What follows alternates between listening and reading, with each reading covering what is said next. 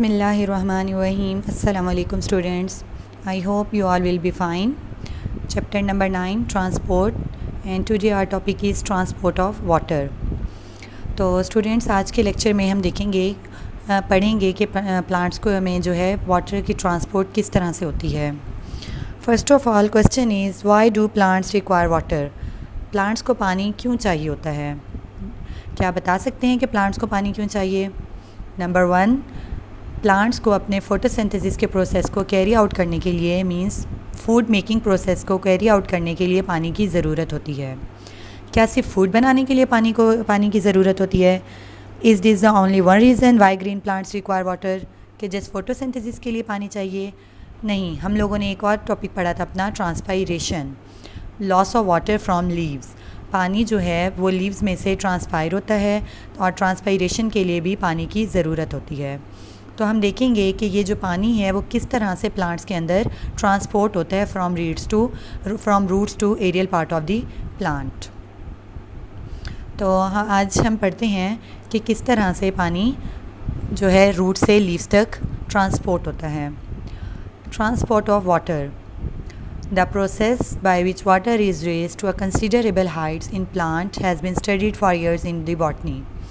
The result in the research is cohesion tension theory. ठीक है, plants में जो है हम देखते हैं कि प्लांट्स की काफ़ी ज़्यादा हाइट होती है.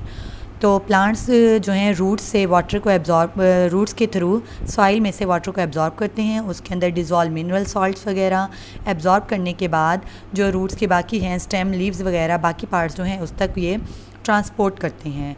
तो काफ़ी साल स्टडी करने के बाद क्या रिज़ल्ट हुआ, क्या रिसर्च हुई कि कौन सी ऐसी चीज़ है जो वाटर को जो है पानी को एब्जॉर्ब करने में हेल्प करती है या दूसरे पार्ट्स में पहुंचाने में हेल्पफुल है.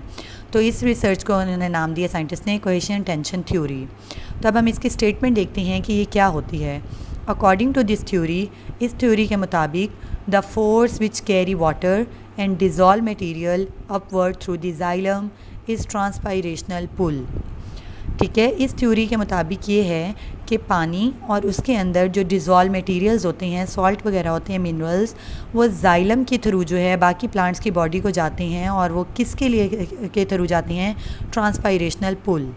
अब ट्रांसपायरेशनल पुल क्या है. ट्रांसपायरेशन जब होती है, लॉस ऑफ वाटर होता है, तो क्या होता है इससे. Transpiration creates a pressure difference that pull water and salt up from the roots. वो कहते हैं कि ट्रांसपायरेशन जब लीव्स में से वाटर लॉस होता है तो क्या होता है, वो वाटर डिफरेंस क्रिएट हो जाता है. यानी लीव्स में और जो स्टेम वगैरह में एरियल पार्ट हैं प्लांट के, वहाँ पे वाटर का प्रेशर कम हो जाता है और जो रूट्स हैं वहाँ पे पानी ज़्यादा होता है. तो क्या हो जाता है, ये प्रेशर जो है डिफरेंस क्रिएट करता है कि एरियल पार्ट्स में पानी कम है और रूट्स में जो है वाटर ज़्यादा है. जब ये प्रेशर डिफरेंस क्रिएट होगा तो क्या करेंगे, जो वो एक पुल क्रिएट करती हैं, फोर्स पुल क्रिएट करता है कि रूट्स जो हैं वाटर को मज़ीद एब्जॉर्ब करें और लीव्स तक पहुंचाएं. तो हम इसको कहेंगे transpirational pull. Got it student. सबसे पहले हम देखते हैं कि ट्रांसपायरेशनल पुल जो है ये जो फोर्स क्रिएट करती है किस तरह से, क्यों क्रिएट करती है. अगर हम एग्ज़ाम्पल लें ह्यूमंस में कि हम लोग देखते हैं कि हमें स्वेटिंग जब होती है कि वाई डू वी स्वेट, हमें पसीना क्यों आता है. फ़र्स्ट ऑफ़ ऑल एक तो रीज़न इसकी ये है कि जब हमारे इन्वायरमेंट का टेम्परेचर बहुत ज़्यादा हो, एक उस वजह से हमें स्वेटिंग होती है. और नंबर 2, जब हमारा इंटरनल टेम्परेचर इंक्रीज़ हो जाए तो हमें पसीना आता है. पसीना आने के साथ क्या होता है कि हमारे बॉडी टेम्परेचर कूलिंग इफ़ेक्ट होता है और बॉडी टेम्परेचर मेंटेन हो जाता है. तो हम लोगों ने नोट किया है, हम लोग देखते हैं कि आफ्टर स्वेटिंग पसीना आने के बाद हमें क्या होता है, प्यास फ़ील होती है. ऐसा होता है ना कि हमें पानी की ज़रूरत होती है. यानी हमारे जिस्म में से वाटर एंड उसके अंदर सॉल्ट होते हैं हमारे स्वेट में भी. तो जब वो लॉस हो जाते हैं तो हमें क्या होती है, पसीना आने के बाद प्यास महसूस होती है. इसी तरह से जब प्लांट की बॉडी में से पानी जो है ट्रांसपायरेशन के थ्रू लीव्स में से लॉस हो जाता है तो वो क्या करता है, उसको मज़ीद पानी की ज़रूरत होती है. तो वो फिर क्या करता है, एक फ़ोर्स क्रिएट करता है और रूट से वो उस फोर्स के थ्रू पानी को मज़ीद अपटेक करता है. ठीक है. When a leaf transpire, lose water, the water concentration of its mesophyll cell drop. ठीक है, जब ट्रांसपायरेशन होगी वाटर जो है लूज़ हो जाएगा लीव्स में से, तो वहाँ पे क्या हो जाएगी, वाटर कंसनट्रेशन कम हो जाएगी. This drop causes water to move by osmosis from the xylem of the leaf into the mesophyll cell। तो फिर क्या होगा, जब पानी की कमी हो गई लीव्स में, उसके मेसोफिल सेल में, तो वाटर क्या करता है, रूट्स में से जाइलम सेल्स के थ्रू लीव्स के मेसोफिल सेल तक आता है बाय ऑस्मोसिस। ऑस्मोसिस वही कि from higher concentration to lower concentration जो है वाटर मालिक्यूल्स की मूवमेंट होती है। रूट्स में ज़्यादा है और लीव्स में कम है, तो वहाँ से वो फिर उस तरफ मूव करेगा by osmosis. When one water molecule move up in the xylem of the leaf, it creates a pulling force that continue all the way to root। जब एक पानी का मालिक्यूल ऊपर की तरफ मूव करेगा तो वो क्या करता है कि एक पुलिंग फोर्स क्रिएट करता है और उसके साथ साथ दूसरे वाटर मालिक्यूल्स भी जो हैं अटैच होकर रूट से आगे नेक्स्ट मूव करते हैं। ठीक है बेटा, अब हम देखते हैं कि किस तरह ये मूवमेंट होती है। This pulling force creates by the transpiration of water is called transpirational pull. अब ये जो फोर्स एक क्रिएट होती है कि वाटर मालिक्यूल्स एक दूसरे को अटैक करते हुए उस फोर्स के थ्रू आगे जाते हैं, जाइलम टिश्यू में जाइलम वेसल्स के थ्रू आगे जाते हैं, उस फोर्स को हम कहेंगे, जो ट्रांसपायरेशन की वजह से क्रिएट हुई, उसको हम कहेंगे transpirational pull.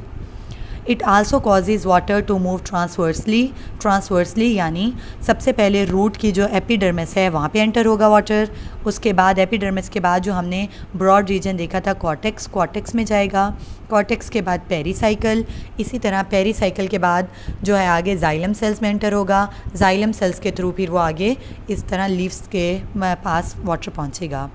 Following are the reasons for the creation of the transpirational pull. अब ट्रांसपायरेशनल पुल क्रिएट किस तरह होती है, लीफ से वाटर लॉस हो गया और ट्रांसपायरेशनल पुल क्रिएट हुई जिससे वाटर रूट से लीव्स तक गया। अब हम देखते हैं कि ट्रांसपायरेशन किस तरह क्रिएट होती है।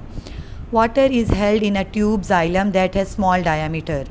वाटर जो जाइलम के थ्रू मूव होता है उसका डायामीटर छोटा होता है, ठीक है, जाइलम ट्यूब का डायामीटर स्मॉल है। Water molecules adhere to the walls of the xylem tube adhesion, यानी जिस तरह से अगर हम एक गिलास में पानी लेते हैं तो वाटर जो है ग्लास की वॉल से भी टच होता है, अटैच होता है ना, इसी तरह से जब वाटर जाइलम में से जाएगा तो जाइलम वॉल्स के साथ भी वाटर मालिक्यूल्स अडेयर होंगे, अटैच होंगे। ठीक है, water molecules cohere to each other cohesion. Water molecules xylem की वॉल्स के अलावा एक दूसरे के साथ भी अटैच हैं वाटर मालिक्यूल्स, और इसको हम कहेंगे कोहेयन। दीज अट्रैक्शन, ये एक वाटर मालिक्यूल्स के दरमियान में जो है एक स्ट्रॉन्ग अट्रैक्शन है। ये क्या करती है, ये पूरी अट्रैक्शन एक टेंशन क्रिएट करती है वाटर मालिक्यूल्स के दरमियान में। These attractions make an overall tension among water molecules. ठीक है, वाटर मालिक्यूल्स में जो है ये एक टेंशन क्रिएट करेगी। This tension form column, means के वाटर एक मालिक्यूल अगर आगे मूव कर रहा है तो वो दूसरे को अट्रैक्ट कर रहा है, तीसरे को अट्रैक्ट कर रहा है, इस तरह एक दूसरे को अट्रैक्ट करते हुए एक कॉलम की शक्ल बना लेंगे पानी। ठीक है, column of water. The column of water move from root to shoot. इसी तरह से पूरा ये कॉलम जो अट्रैक्शन है वाटर की, एक मालिक्यूल दूसरे को तीसरे को अट्रैक्ट करते हुए रूट से शूट की तरफ ये मूव करते हैं। And the water content of the soil enter in this column. तो जो पानी जो है ज़मीन में से इसी कॉलम, इसी अट्रैक्शन के थ्रू जो है वो इधर एंटर होगा रूट्स में, रूट से आगे फिर जाइलम के थ्रू लीव्स तक पहुंचता है। तो हम इसको एक नेक्स्ट डायग्राम के थ्रू देखते हैं कि किस तरह से प्लांट्स में वाटर जो है वो मूव करता है। अगर हम इस ट्री को देखें कि ये रूट्स हैं, सॉइल में से वाटर रूट में एंटर होता है, रूट में एंटर होने के बाद जाइलम के थ्रू लीव्स तक जाता है और लीव्स में से ट्रांसपायर हो जाता है। अगर हम इसके स्ट्रक्चर को देखें, रूट के स्ट्रक्चर को, तो हमने सबसे पहले देखा कि ये क्या है, रूट हेयर, रूट्स हैं, और ये सॉइल में ब्लू वाले क्या हैं, वाटर मालिक्यूल्स हैं। जब ये वाटर मालिक्यूल्स रूट के थ्रू इधर एंटर होंगे, एंटर होने के बाद ये ब्रॉड रीजन कॉर्टेक्स में, कॉर्टेक्स के बाद ये पेरीसाइकिल एंडोडर्मिस में से होते हुए ये कहाँ आ गए, यहाँ पे जाइलम में। ठीक है स्टूडेंट्स, ये कौन सा रीजन है, जाइलम। जाइलम ट्यूब में आ गया, यहाँ पे ये वाटर मालिक्यूल्स अब यहाँ से आगे कैसे मूव करेंगे वो हम देखते हैं इस डायग्राम में।